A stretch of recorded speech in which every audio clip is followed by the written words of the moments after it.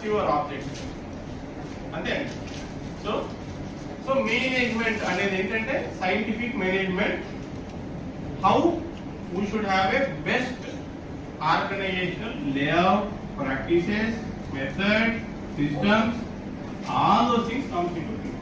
Okay, so కాబట్టి ఒక organisation objective ఏముంటుంది జనరల్ గా? ఒక ఆర్గనైజేషన్ ఆబ్జెక్టివ్ ఏముంటుంది జనరల్ గా? తక్కువ ఖర్చులో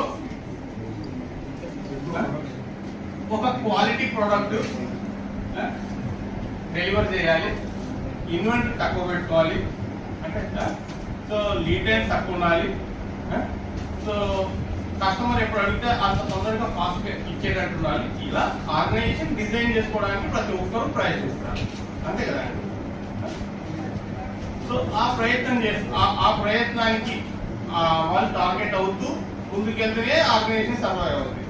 లేదు ప్లాన్ లేకుండా, ఒక విజన్ లేకుండా, ఒక సిస్టమిక్ డిసిప్లిన్ లేకుండా ముందుకు వెళ్ళాలనుకోండి కొందరు నా దగ్గర డబ్బు ఉంది అది అంటే కొన్ని రోజుల వరకు సర్వైవ్ కావాలి, కానీ లాంగ్ టర్మ్ లో సస్టైన్ కావడం అనేది ఛాన్సెస్ తక్కువ.